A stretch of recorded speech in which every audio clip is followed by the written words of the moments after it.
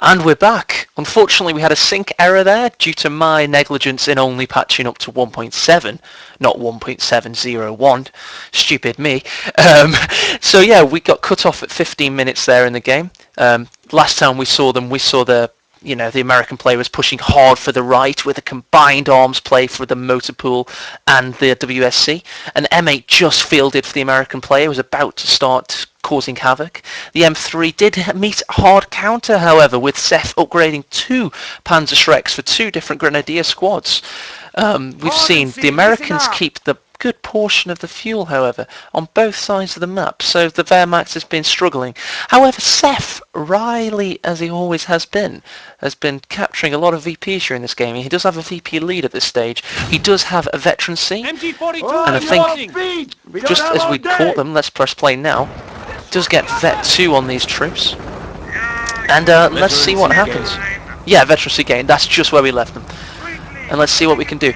We've got the sandbags and the hard cover houses both being a stubborn obstacle for Seph to overcome at this point. Fish has been playing rather well, you've got to say. Combined arms strategy, always nice to see. Seph has got an extended tier 1, tier 2 with a med bunker backup. That's quite a modern feel for the game. Obviously lacking 2 snipers, as you will see in patch 2.602. And the M8 coming down the western flank here, surely to do some serious damage. The mortars wreaking havoc, and the Shrek cleverly taking cover from within the bunker. Oh, Grenadier's down! This M8 is wreaking havoc. The mortar with some surely more than 10 kills at this stage. We've got the M3 doing what you'd expect of it at this stage of the game, giving covering fire, and the medic bunker goes down. So Seph is truly under the cosh. However, you see him using his less fearsome vulture ideas to do some capping around the map here. Pretty decent play from Seph. You've got to see his damage limitation at this point is pretty. He's a very experienced field commander. The Americans noting that Seph's endeavour to cap at the west side of the map, taking the cut-off for I think the 3rd time of this game. And a counter mortar produced from the Krieg's barracks, the natural counter for the American mortar. Surely we'll see the first few shells go into this position here.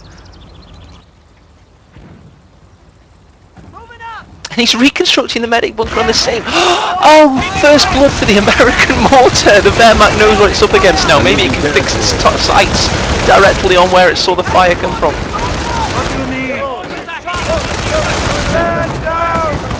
Oh, the M3 half-track and the bars suppressing. Wehrmacht has been onto the cosh, and you've got to fear for the population captive Seph. He can't keep pumping units out if he doesn't have territory. And the American monk has not even felt the wrath of the Wehrmacht's mortar yet. We've got a mortar showdown. Taking cover, expert cover from behind the house. That little WC, little porter cabin taking the brunt of the shell there. And it's noted that the Shreks do keep the tier 3 armour at bay. So yeah, a pack would be lovely at this point of the game. You do have to note, however, packs are meant to be something that weren't as strong at this stage in the game's development. They were much. Their first shot potential was greatly increased at some level. Obviously, at this stage of the game, they weren't seen as quite as valuable as we know them to be today. Oh, and flames! The manpower that Seph is losing in this game has been incredible. We don't really see him stage back. He's yet to reap the benefits of his terror doctrine chosen, yet we've yet to see a firestorm. The eerie screech of the shells coming down with the audio cue of it. And the Wehrmacht mortar finally coming into play. Those riflemen are in severe danger of being vanquished there. And Vet 2 showing its strength. These Volksgrenadiers are taking a pounding. Obviously they've got to retreat now, but with not many men lost, and their backup was way too late to provide covering fire there. The Yankees are grabbing our territory. Fourth time the cutoff has been taken. North position for Wehrmacht, really showing just how weak it can be, and the pack is finally coming out.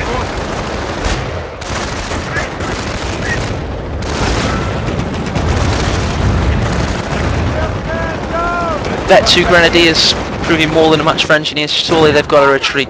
This M8 has been harassing around the map. We've got the M3 half track with its quad mounts providing covering fire in the the tip, the arrow point. And the M8 is doing all the legwork for the rest. It's just marauding around the map. Vet 2 rifleman, Vet 1 rifleman with flamer backup, and the house burns. So this fortified outpost for the Americans is less worthwhile now with the house on fire. It's basically just 2 sandbags now. A little bit weaker than it was at one point. The enemy is seizing our And territory. VP pressure is now swinging away from Seph. We've got Fish finally trying to take advantage of his aggressive play, and he's capped all the... We've got a double Shrek upgraded Grenadiers. They're much more of a tank buster squad than an anti-infantry squad now. And Volks Grenadiers cowering behind a tree.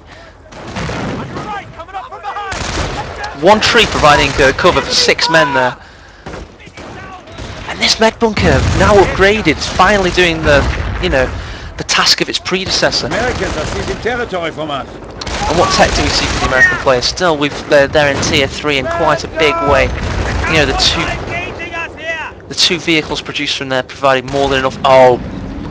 We've got armored doctrine. When I was taking stock of the armor, I chose the exact right time because the daddy has entered the field, and this is going to choose a surprise.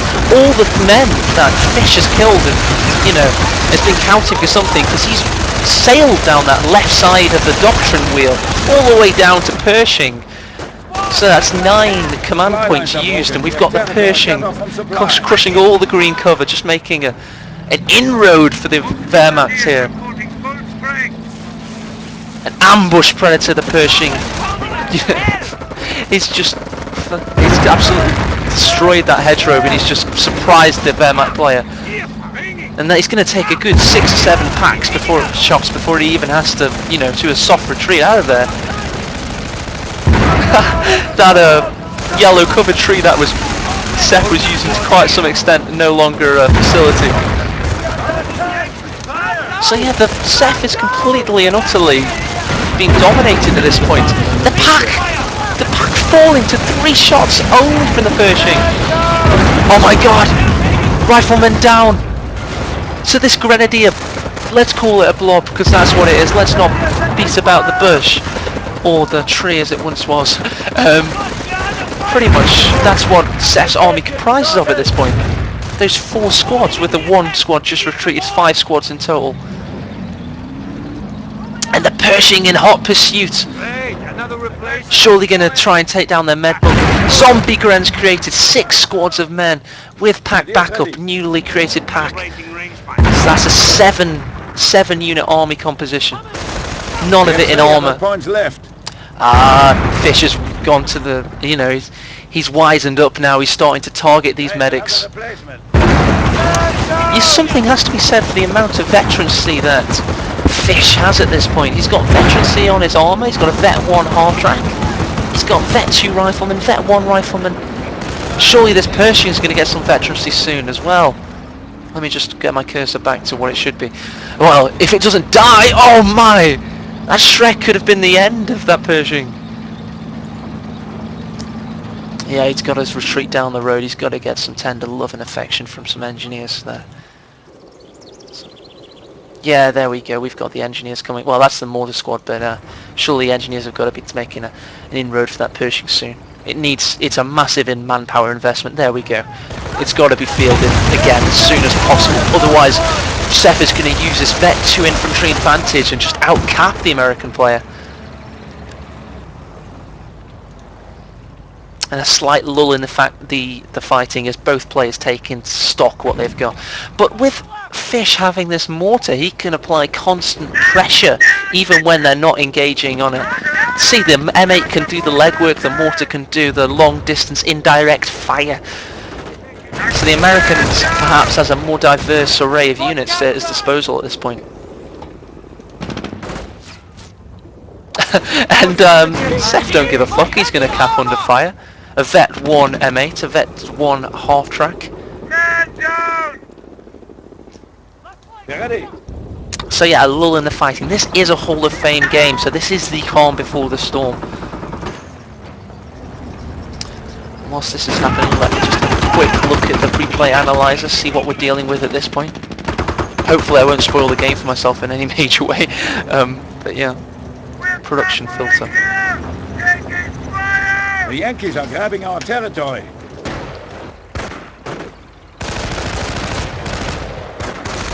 And the VP pressure is been in the Americans' favour for quite some time here. The one VP Seph did manage to cap has now been taken away from him. M3, surely Vet too soon. It's wreaking havoc upon the Wehrmacht. Utter havoc. And the Pershing already nearly back up to full health. Seph has got to be kicking himself that he didn't finish it off when it was in its death throes.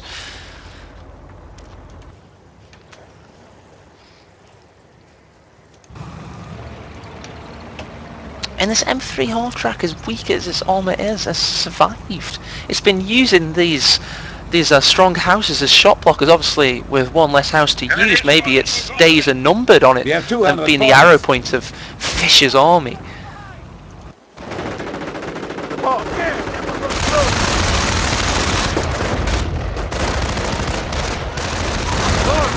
Vet 2 riflemen, Vet 1 rifleman, both with bars, proving more than a match for these grenadiers. They have got to shoot and move, shoot and move. They can't stay in one area for too long. They get targeted by the Yankee sharpshooters. And the pack coming into position here, perhaps hunting the M3 half-track. It knows, yes, knows it's going to make a name. Oh! Cloak shot going in. Vet 2 half-track. Is its days numbered? Fish has not spotted the danger and it's down! Oh, expert from Seph there! He drew the half-track in. No more covering fire for the American player. And the M8's not quite as potent as it once was. Now that the pack has made its presence known. And perhaps we're seeing the pack, you know, the value of the pack at this stage of the game, late 2007, you know, the players start to realise just how dangerous these cloaked nemesis can be for the armour of the Americans.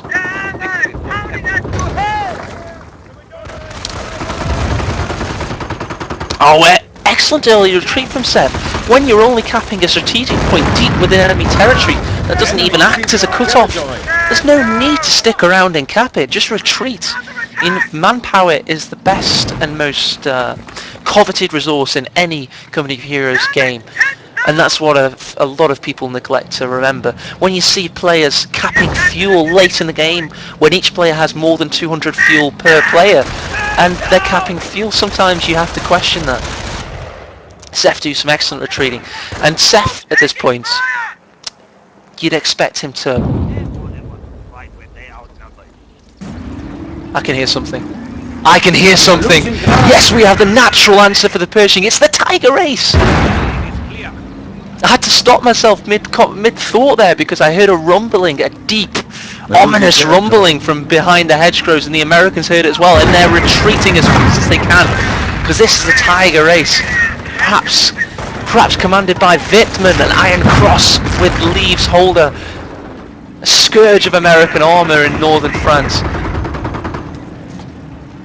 And the Pershing's seriously got to consider what value he has on the battlefield when the Tiger Ace is stalking him. Oh, it missed there, but he's absolutely going to prove more than a match for that Pershing. And the Pershing going to concentrate on being more of an infantry deterrent at this stage. Now with the Tiger Ace, will that give Seph a platform from which to thrust deep onto this eastern side? Because this the Bar Riflemen and Mortar have kept the infantry at bay up until this point, but with the Tiger Race he can act as an arrow tip to thrust through this hedgerow formation and perhaps take this VP. Maybe we could see an eastern play with the forward barracks from ffish. Maybe the Tiger Race will be the natural answer to that. Pershing and Tiger Race, this one hedgerow acting as a blocker between them, and here we go, they're going to go at it. Penetration for penetration. Tiger Race with its double penetration bonus over the default Tiger, perhaps going to prove more than a match for Pershing. And the packs, yes, the damage has been spotted. And this might be from ffish. That'll prove quite interesting. We'll have to keep an eye out for that. And yeah, the Tiger Race doing what we thought it might. It's going to provide cover for the infantry, the sporting infantry. But no, it's gonna focus on the Pershing. It smells blood. You're expecting ffish. He's going to have stickies. Yes, he does have stickies. So maybe that's an equaliser against the pack and the Tiger Race. A Vet 2 sticky there with increased range.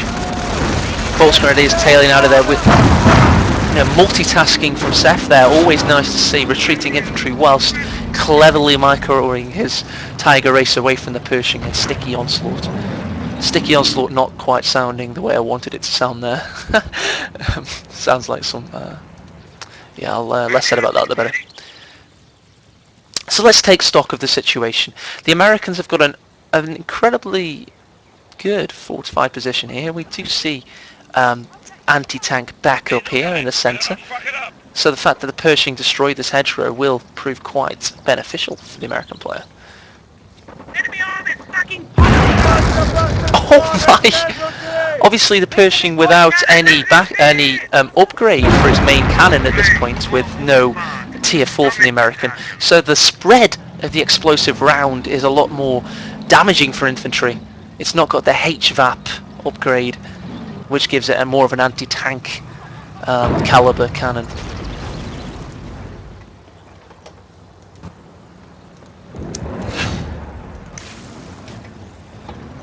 And where is the Tiger Race? The notorious Tiger Race. Still getting its repairs.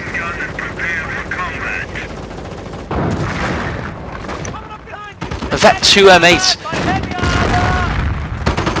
Tigers could shoot from over 3 kilometers away in battle in the real world. So you'd expect to see that was going to be a very good focal for its main cannon there. And this mortar has hampered Seph throughout the entire game. It's been an absolute thorn in its side. It's taking natural cover in this alcove there, and it's just been harassing throughout the game. Excellent usage. And the M8 from ffish. I've got to say, although Seph has proved to have excellent staying power in this game, ffish for me has used his units to their, the Americans are to their furore a little bit more. I don't know quite the word I'm looking for here, but yeah, I like the way that ffish has used his units.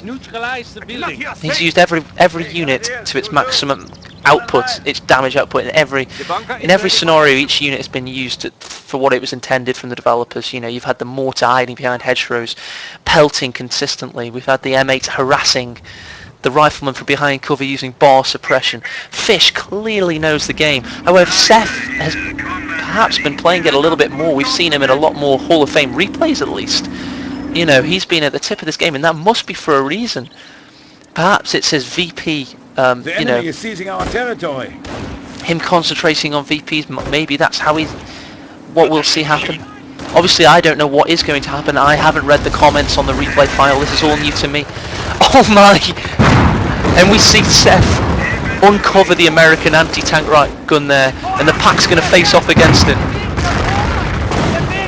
The Pershing fully repaired, going to supply covering fire. We've got an excellent confrontation here. Vet 2 riflemen and the Vet 2 Grenadiers face off from each other.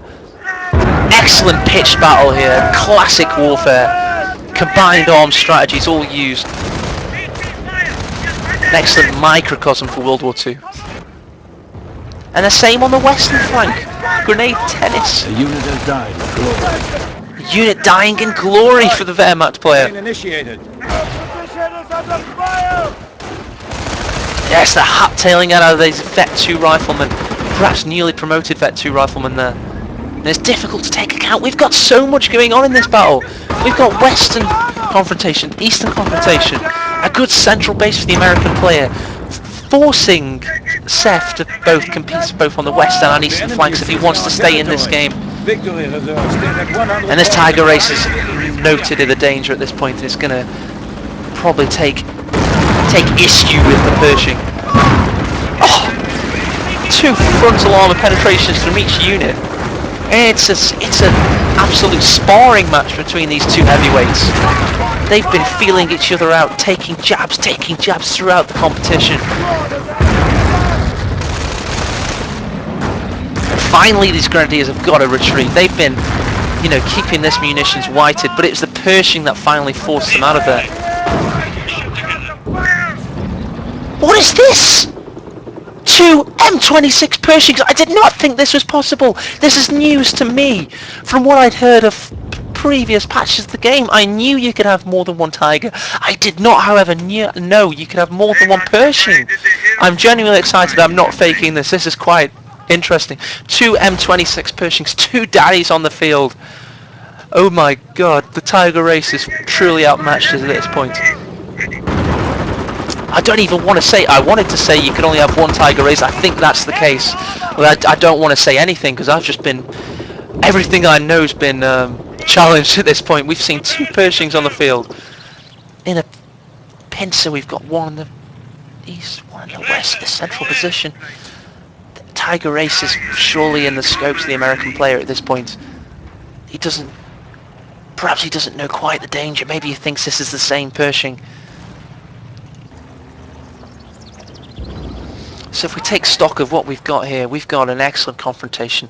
But the 2 packs from Seph, excellent game sense there. He knows his Tiger Race might not quite be enough. It needs covering fire. And with this sandbag position, with Shrek backup, I'd have to say the Wehrmacht has got more than enough anti-armor capability. And the mortar providing an excellent barrage there. And the Tiger Race perhaps trying to lure the Pershings into play. We've got excellent infantry trying to swarm the west. Obviously, you'd be expecting this, the M8 that's been marauding around the west to come into action. Oh, what a mine! That's surely an M8 mine! Do we see a stripe of veterans? Yes, we do for the M8. That was an M8 mine. That was spectacular. At least 6 men down there from an array of different squads. That M8 has proved to be an absolute thorn in the Wehrmacht side. Oh! Panzerschreck down! Target building is clear. What now? And on the east we still see that pitch battle. Don't worry, I am keeping half an eye on that confrontation in the making over there.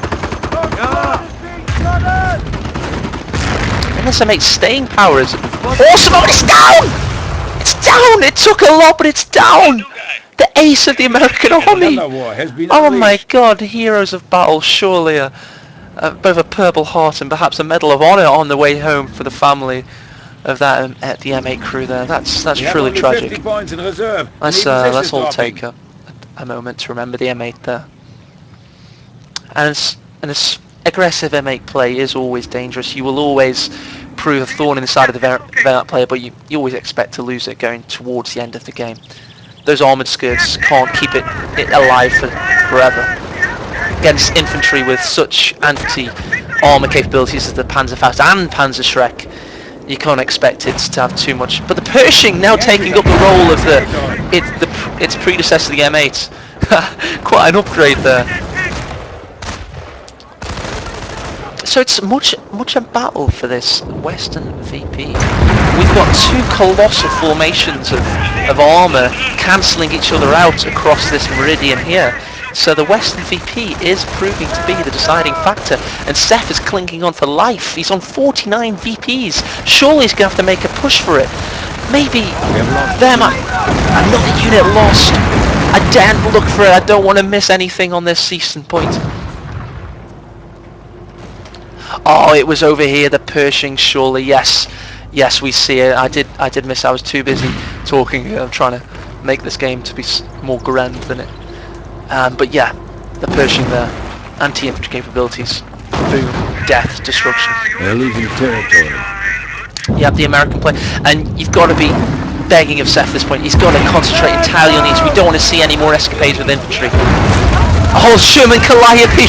Oh, making an immediate impact! It was just as surprising to us as it was to Seph, surely. That was devastating. No, not the pack survived somehow, but the rest of it, those rockets, an immediate impact. But that is not an anti-armor capability in the classic sense of the word. It does not have a main cannon. We must take note of that compared to the earlier games of this series.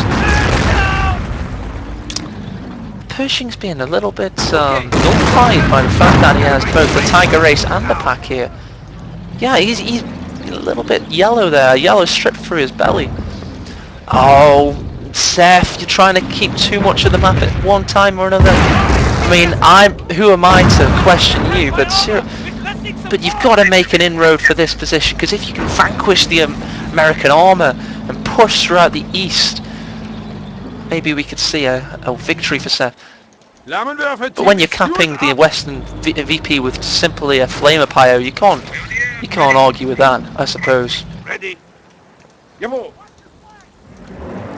So we're going to see quite a big push with a tender, only 32 points, 30 VP remaining for Seph.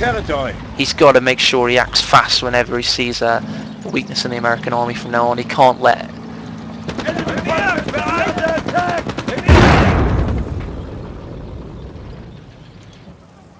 Gun loaded and ready, Mynheer. The Yankees are grabbing our territory. Oh, more VPs being capped. The mine was completed from that flamer pyro. That's always nice to see. Perhaps battlefield fatigue coming into play for the American player ffish there. The Yankees are grabbing our territory. Yet again going for his cut-off. Seph does not seem to be... Oh, he is! He's going for the eastern side of the map! And... Oh, perhaps a feint on the west there! The American forces are too heavily concentrated in the west and has not seen the danger early enough. Oh, but the Calliope! Oh, it was a trap! Oh, 2 squads of men down there for Seph.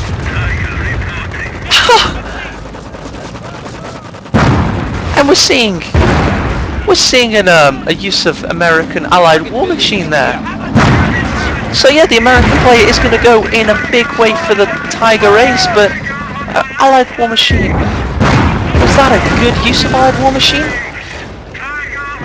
I don't want to question it, but if it wears off before one of these Pershings die, maybe we'll have our answer. Oh, we're on the penetration on the Tiger Race. We're going to see the death. Oh, surely, and it goes down. Not for the price of a Pershing, though. Vet 3 Pershing. Oh, what was Shrek's stalking it. Pack back up. Oh, this is a big win for Seph. Oh my lord. Oh my god, that's horrendous. Allied war machine wore off at the wrong moment for ffish there, and that could be ever so costly. He did have enough manpower to bring a Pershing straight on the battlefield, but this is an inexperienced Pershing. It does not, and you can't buy experience. You have to earn it, especially for the Americans. So that pack was supremely useful for Seph there. He positioned it beautifully. He lured the Pershings to take out that Tiger Race. The Tiger Race, all it had to do was absorb the pressure for enough time, and then it did its job. The pack did its job. It was Seph made the best of a bad situation, and it was pretty One of our sectors good. has been cut off. And he's now got both Eastern VP points. So the infantry backup, the Vet 2 infantry backup, all the staying power of Vet 2 infantry that it gives. Yes, sir.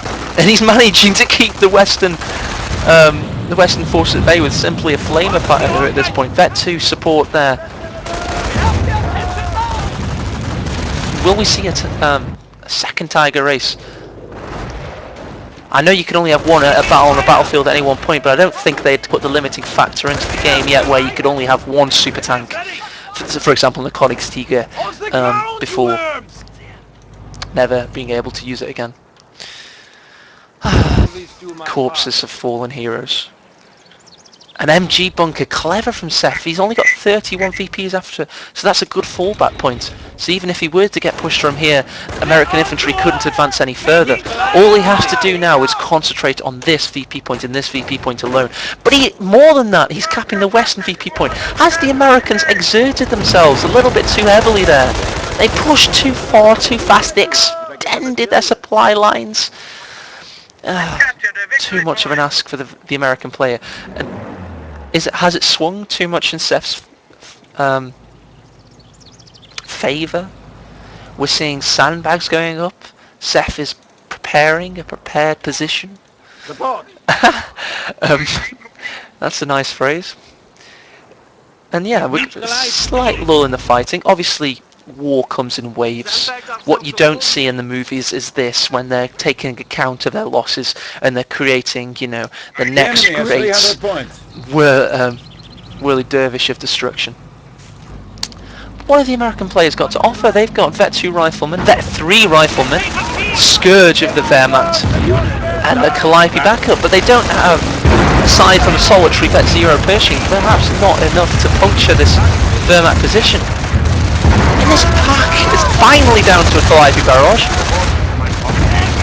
with another pack to come.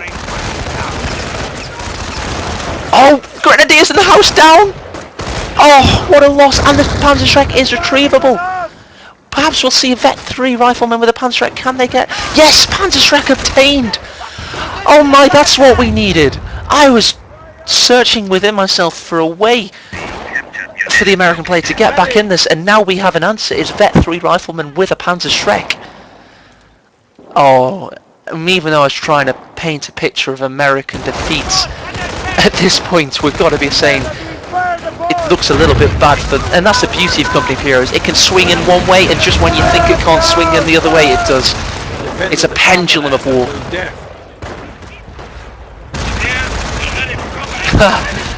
Oh, not another Grenadier down, surely. Oh, a scene from Platoon there. Willem Dafoe running away from the Viet Cong.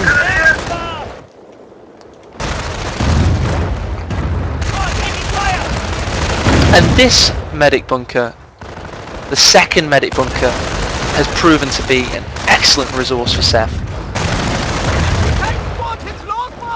I think he's had at least 4 squads throughout this game. And it's 1,200 manpower that he hasn't had. Oh, the Panzer! Oh, he's Vet 3 rifleman! And now the Pershing, the M26 coming into play.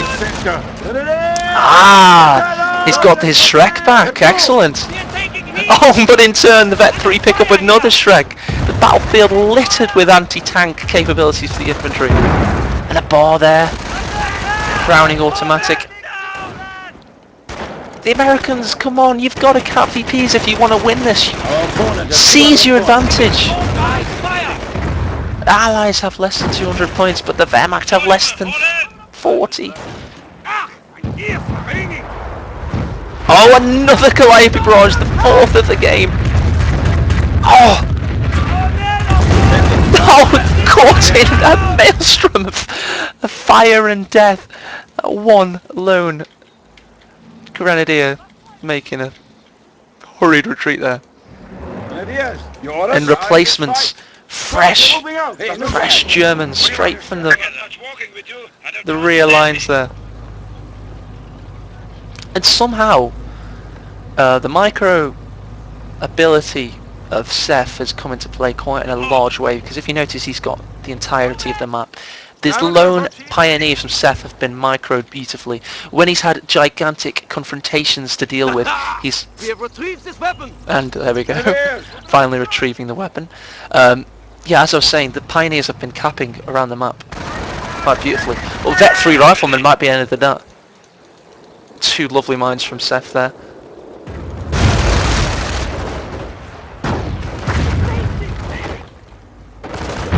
Oh! Hit the mine, 2 men dead, the other 4 remaining on their last leg. And have we simply seen the steady onslaught of both the manpower advantage of a med bunker and obviously Vet 2? Has that been too much? Oh, nearly down to a flame pioneer! Ah. Oh. My voice hasn't quite dropped, especially when I see a Vet 3 rifleman nearly die to a flamer player. Victory point. So as I was saying, the manpower advantage of having Vet 2, which gives you more staying power and heals your men when they're on the field. And of course a med bunker. Has that proven more than the American player thought it would? Oh no! Grenadiers, mines down. These pioneers are surely dead.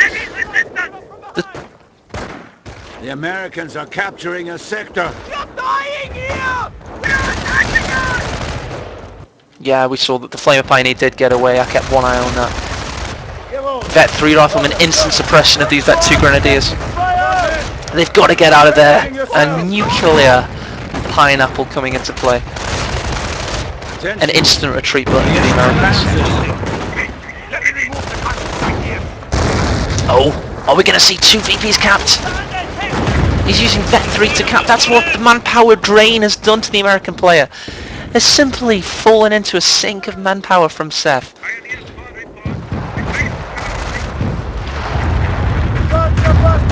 Oh, this Calliope's proven stalwart thorn in the side of the Germans.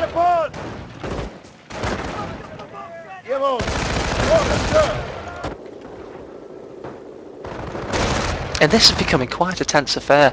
I mean, we've seen fireworks, we've seen explosions, we've seen death, we've seen the titans of the armour, but now the commanders are getting desperate. They fear for a loss. They don't want to have to go back to their generals and explain what happened on this battlefield on this day, because this is a very, very fearsome battle. Neither player wants to lose at this point, and there we've seen capping from Vet 3 riflemen under fire. And yeah, they're throwing themselves. There's the Vet 2 Flamer Pios that never got polished off by those riflemen earlier. They're coming back to, you know, rear their ugly head for the Americans. And thorn in the and aside, which has been the phrase of this cast, the overused phrase. There's been one of every cast so far. But yeah, these are definitely have been pretty giant thorn.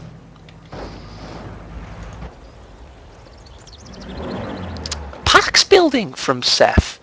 Obviously, with the packs being destroyed, he's got to replace them. But I think that's at least 3 packs built throughout this game. So my premature conviction of the packs being useless, as I was trying to make out, maybe we're not seeing that. Maybe I was entirely wrong, and I've got to say I probably was.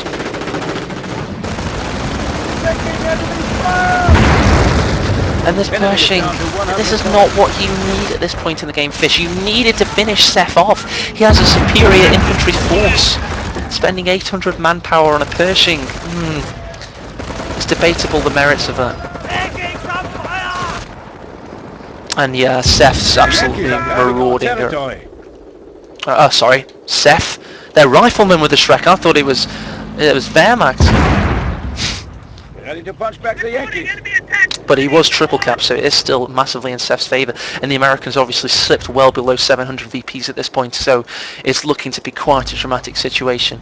And yeah, obviously the enthusiasm from my voice has gone a little bit, because I smell victory for the Wehrmacht player, I'm going to call it now. Unless I have been proven wrong, so, you know, I wouldn't switch off quite at this point, because I already thought Seph was out of the game. I already thought the American player was out of the game, and then in turn, it seems, you know, as I say, this game has swung in 3 different directions at 3 different times, so perhaps we could see a 4th swing, but if this Pershing goes down, it does smell death for the American player, I do have to say. I hope Fish, I hope we see him fight to the last, so it's always good to see that. But yeah, with the Pershing going down to 2 Shreks, it was always going to happen. And there, the mortar fielded by those 3 brave American soldiers. The enemy has 50 points left. This battle is littered with heroes. We've got, you know, the Tiger, the 2 Pershings. They're the Tiger Racers blown to smithereens. The 2 Pershings that stalked it in kind. That was the Vet 3 Pershing that this pack. Well, sorry, that's the new pack. It was this pack here that proved to be the deciding factor in that engagement. And a fresh Pershing. Oh. That's cringeworthy. That's cringeworthy. Exactly the wrong unit fielded. The Calliope is utterly impotent at this point. Of course, you may not kill that Grenadier squad, but look at that. He still has 3 more, and he can cap at 1.5 times rate, or at least he can to the stats that I know and love. Another pack fielded. The Pershing is going to be absolutely dominated, so we're not going to see somehow some amazing Pershing victory. And although the American has a triage, what I would have liked to have seen is just here, in answer to Seph's medic bunker, perhaps a medic tent for the American player. Oh, Panzerschreck's bouncing there, but oh, formidable. The second one's going in. This Pershing taking a pounding. Better one for the Pershing.